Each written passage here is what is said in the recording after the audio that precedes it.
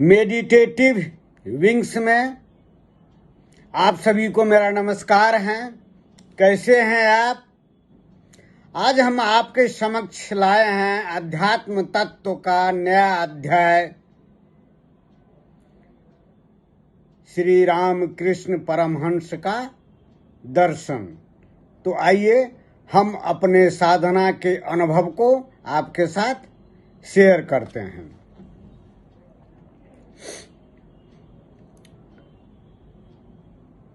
मैं हर एक वीडियो में मेडिटेटिव विंग्स के दर्शकों को मैं बता रहा हूं, जो मेरी कुंडली शक्ति सन 2000 में जागृत हुई थी, नवरात्र के दिन, माँ काली की कृपा से। और उसके बाद जो है मेरी साधना जो है कुंडली शक्ति ही करवाती थी। मैं ध्यान तो जानता भी नहीं था कि ध्यान कैसे किया जाता है, कैसे बैठा जाता है।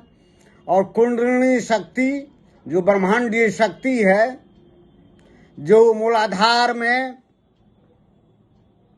सुषुप्त अवस्था में रहती है, वो जो है कुंडली शक्ति जागृत हो गई थी। तो मैं नौकरी भी करता था। मेरी जिंदगी बहुत ही व्यस्तता भरी रहती थी। मैंने पिछले वीडियो में बताया है how to entry into deep sleep. मैंने पूरा वर्णन किया है जो मेरी जिंदगी, मेरे ऑफिस का कार्य, दिनचर्या कितनी व्यस्तता भरी रहती थी। लेकिन शाम के समय सवेरे खा करके भोजन मैं कर लेता था 8 बजे, और 9 बजे के बाद जो है हम सो जाते थे, और 3 बजे उठ करके मैं योग साधना करता था, यौगिक क्रिया करता था। ये रहस्य मैं किसी को नहीं बताता था, अपने कर्मियों को भी नहीं, अपने शिक्षकों को भी नहीं, किसी को भी नहीं, किसी पदाधिकारी को मैं नहीं बताता था। मेरी यौगिक क्रिया बहुत ही गोपनीय रही है। मैंने पिछले वीडियो में बताया है, जब मैं खट चक्र का भेदन कर रहा था, भेदन करते करते विशुद्धि चक्र को जो मैं पार किया, जो खट चक्र जो है आपका मूलाधार, स्वाधिष्ठान, मणिपुर, अनाहत, विशुद्धि चक्र, आज्ञा चक्र और सहस्त्रार। मूलाधार में पृथ्वी तत्व है, और उसके ऊपर में स्वाधिष्ठान है, जल तत्व है उसमें। उसके बाद है मणिपुर, मणिपुर में अग्नि तत्व है। उसके बाद हृदय में अनाहत, अनाहत में वायु तत्व है। और यहाँ पर व्योम तत्व, स्पेस, जिसको अंतरिक्ष जो कहते हैं, गगन अंतरिक्ष तत्व, व्योम तत्व है। और ये तो तत्वातीत है, ये खट चक्र है। जो मैंने पिछले वीडियो में मैंने बताया था, जो मेरा वीडियो देखिएगा, मैं परमात्मा आत्मा का दृष्टा साक्षी हूँ, मैंने उसमें भी मैंने इसको विशद वर्णन किया है मैंने। तो सामान्यतया आदमी, साधक, सामान्यतया, विशिष्ट की बात मैं नहीं कहता हूँ, साधारणतया आदमी ये विशुद्धि चक्र को नहीं पार कर पाता है। विशुद्धि चक्र मतलब क्या है? यहाँ पर कंठ में अंतरिक्ष है आपका। जितना भी, यह बहुत गोपनीय रहस्य योग और तंत्र का विषय है, कृपया ध्यान से सुनिएगा। मृत्यु उपरांत जब मृत आत्मा, जीवात्मा कहिए, मृत आत्मा, जीवात्मा, जिसको भगवान श्री कृष्ण ने कहा है जीवात्मा।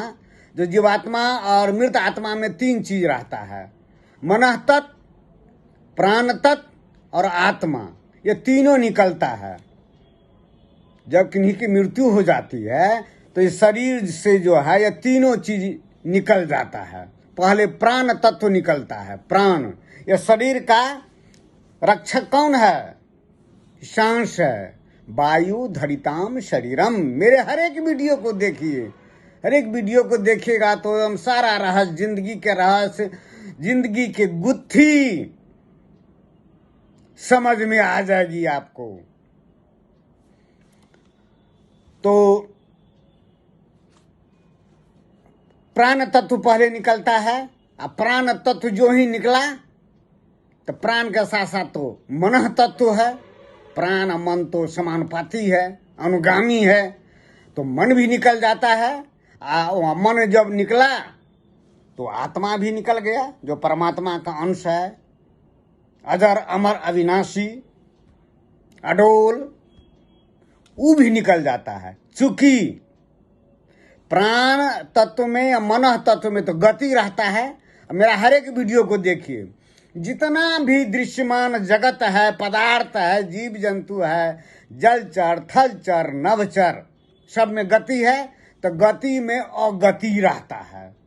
आप में, जीव जंतु में, जड़ में, चेतन में अगति। अगति कौन? वही परमात्मा का अंश, जिसको आत्मा कहिए, चेतना कहिए, परम चेतना कहिए। या ऊर्जा है, ऊर्जा, लेकिन चैतन्य है, वो परमात्मा का अंश है। तो वो तीनों निकल जाता है आपका। तो निकलने के बाद जो है वो प्राण तत्व, मनः तत्व और आत्मा, तीनों शरीर से निकल गया। मृत आत्मा उसी को कहते हैं। और शरीर जो है पड़ा का पड़ा रह जाता है। तो इस स्थूल शरीर में ही सूक्ष्म शरीर रहता है। और योग साधना जो है, योग साधना जो इस सूक्ष्म शरीर की ही साधना है। और जितना सूक्ष्म शरीर विकास करेगा तो वो साधक का भी विकास होता है आपका। और मृत्यु उपरांत तो शरीर तो यहीं पर रह जाता है, पृथ्वी पर।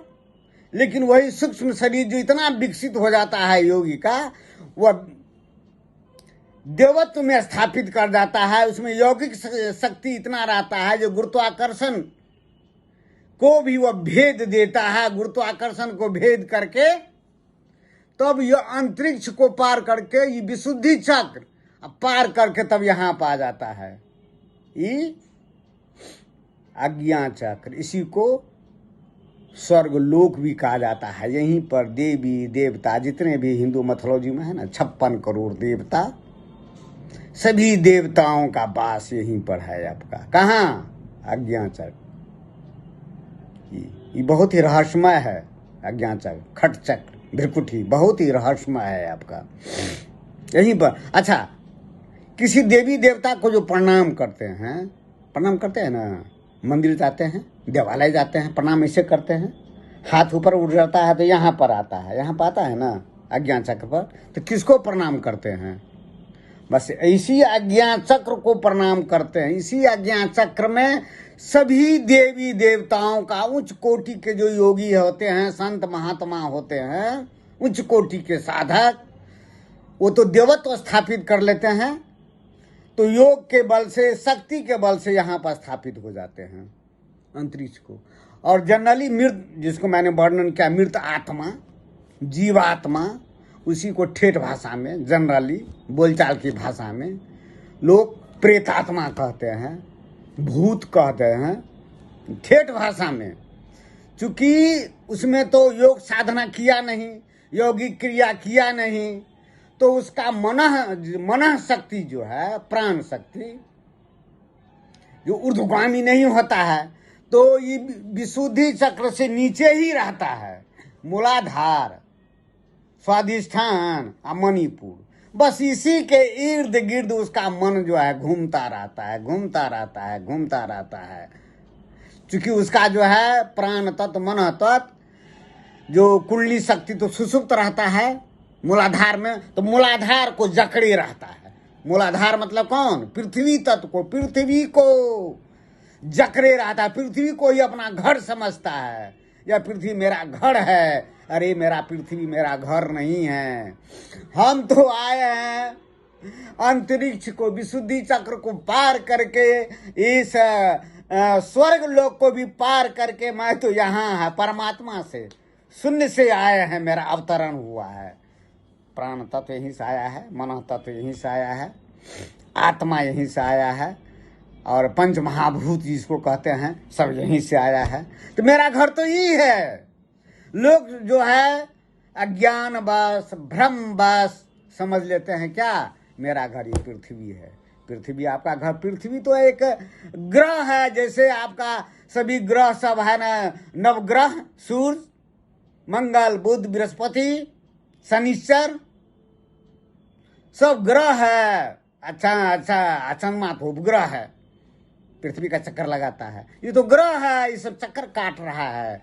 उसमें भी जो है गति है, गति में गति है, उसमें भी आत्मा है। आप में आत्मा है, में भी आत्मा है। वो तो आप ही के जैसा है सब आपका। ये पृथ्वी भी, पृथ्वी में भी उसी में ग्रह है, उसी में जो बिना अगति का वह जो है हिलडुल भी नहीं कर सकता है। इस सूर्य जो देख रहे हैं ना, इतना जो गर्मी देती है, उसमें भी अगति है। गति में, अगति में गति छिपा हुआ रहता है, और गति में अगति, अगति में गति। मेरा वीडियो देखिए, मैं विस्तार में नहीं जाना चाहता हूँ, मेरा वीडियो बहुत लंबा हो जाता है। ये बताने का मैं मुख्य विषय पर मैं आ रहा हूँ, मैं सिर्फ समझा रहा हूँ, ताकि जब मैं आऊँ अपना मुख्य विषय पर, तो आप मेरा उपदेश को, मेरा वाणी को, मेरा दर्शन को आप समझ सकते हैं। नहीं तो नहीं समझ सकिएगा। ये कैसे होगा? जब रामकृष्ण परमहंस का जन्म कब हुआ है, आज जो है दर्शन दे रहे हैं।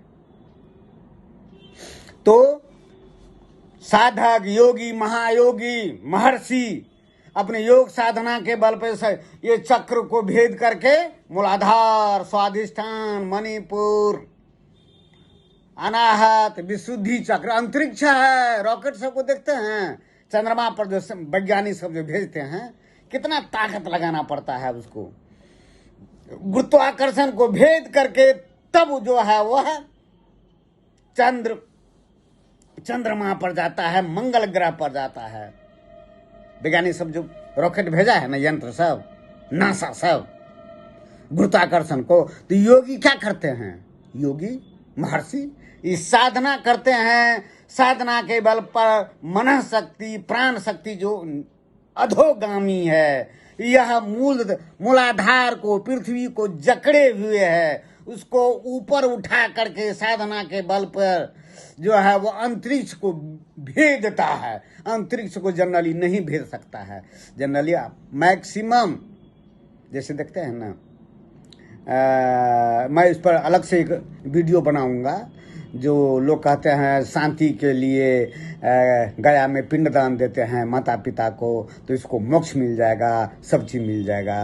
ये तो पंडितों ने जो बना लिया, उसको ज्ञान कहाँ से हुआ है, उसको समाधि कहाँ लगी, यौगिक क्रिया कहाँ हुई, जो इस रहस्य को जानेगा वो उसको मुक्ति को पुरोहित के द्वारा जो है पिंडदान देने से वो मृतात्मा का, प्रेतात्मा का या जीवात्मा जो भगवान श्री के कृष्ण ने कहे हैं, उसको मुक्ति मिल जाएगी। मुक्ति ज्ञान से मिलती है, मुक्ति ज्ञान से मिलती है। ज्ञान ही जो है, और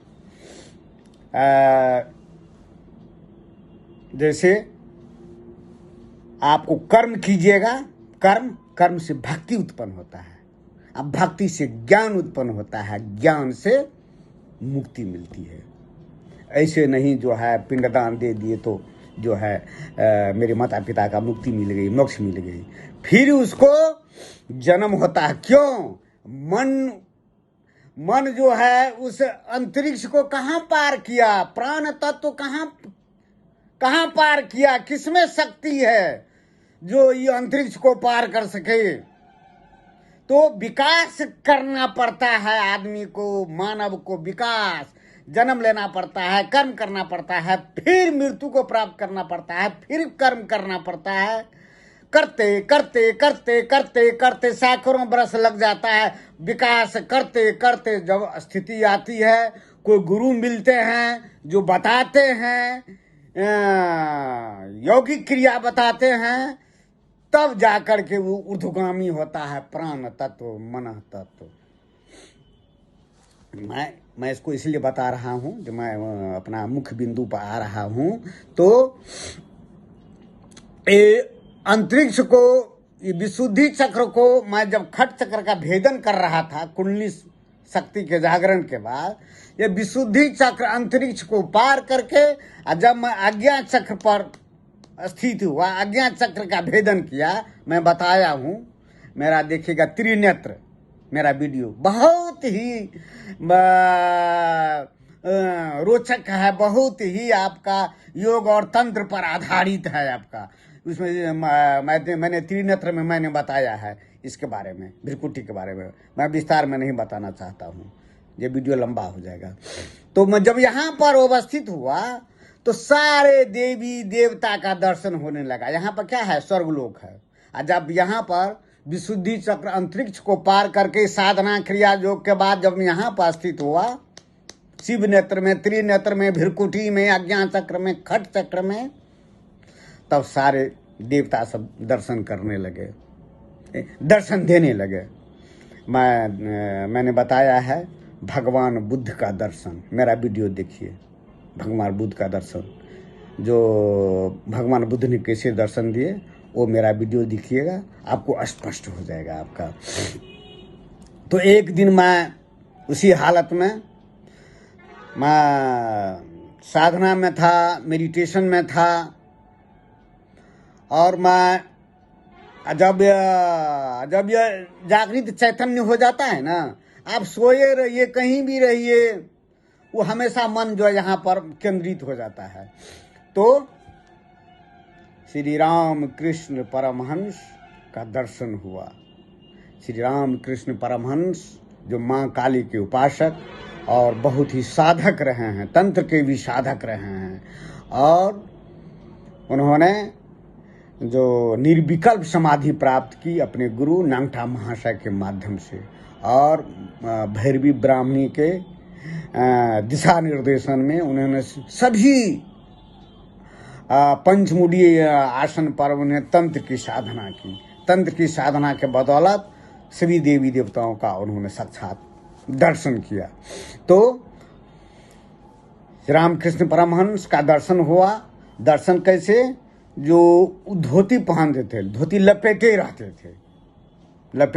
थे, वो तो बहुत उच्च कोटि के साधक रहे हैं, बहुत उच्च कोटि के, और लपेटे हुए थे, और उनका दाढ़ी बढ़ा हुआ था, और उसको हम यहाँ पर हैं और इतना दूरी पर वो जा रहे हैं। श्री राम कृष्ण परमहंस को मैं नमन करता हूँ। जो मैं उनका भी जो है मैंने ग्रंथ पढ़ा, राम कृष्ण बचना अमृत, उन्होंने जो अपने साधना का, समाधि के बारे में बताया, उसे भी हमको जो है मार्गदर्शन मिला है रामकृष्ण परमहंस का। उनका जीवनी जो है साधकों के लिए, योगियों के लिए भी पथ प्रदर्शक है, आपका का काम करता है श्री रामकृष्ण परमहंस का। तो इस रूप में रामकृष्ण परमहंस का मुझे दर्शन हुआ, और तो इसलिए मैं कहता हूँ जो योगी क्रिया करने पर आपको ये जो शरीर है ना, शरीर मैंने अपने वीडियो में बताया है, परमात्मा आत्मा का दृष्टा और साक्षी है, उसमें मैंने बताया है। यह शरीर जो है ये पूरे विश्व ब्रह्मांड का यह प्रतीक है आपका, और यहाँ से लेकर के वहाँ तक पूरे ब्रह्मांड की संरचना है इसमें इसी शरीर में। जब मैं सहस्त्रार में जब स्थिति मेरी प्राप्त हो गई थी, सहस्त्रार को मैंने भेदन करके स्थिति प्राप्त कर ली, तो इसी में जो है सभी लोकों को मैंने देखा, जिसका मैंने वर्णन किया अभी आज्ञा चक्र का, स्वर्गलोक का। इसमें सारी देवी देवताओं का वास है। जो किसी को प्रणाम करते हैं तो ऐसे करते हैं, तो मैं इन्हीं को प्रणाम, चूंकि यहीं पर अवस्थित है सारे देवी। मैंने स्वर्ग लोक को देखा, मैंने क्षीर सागर को देखा। मैं वर्णन करूंगा, इस पर मैं वीडियो बनाऊंगा, क्षीर सागर का वर्णन जो कैसे है आपका पुराणों में वर्णन, और मेरा साक्षात देखा हुआ क्षीर सागर का वर्णन। और स्वर्ग लोक का, पृथ्वी लोक को भी मैंने देखा है। पृथ्वी लोक का भी मेरे ही शरीर में वनस्पति जगत को, भूत समुदाय को बैठे हुए मेरा वर्णन है। विराट रूप को देखिए, मेरा वीडियो है आपका। मेरा वीडियो तो जीवंत है आपका, साधना पर आधारित है, कहीं भी नहीं मिलेगा आपको, तो धर्म ग्रंथ में कहीं भी नहीं मिलेगा ऐसा। तो आज इतना ही, फिर हम दूसरा दिन नया अध्याय को लेकर के आएंगे। तब तक नमस्कार, धन्यवाद।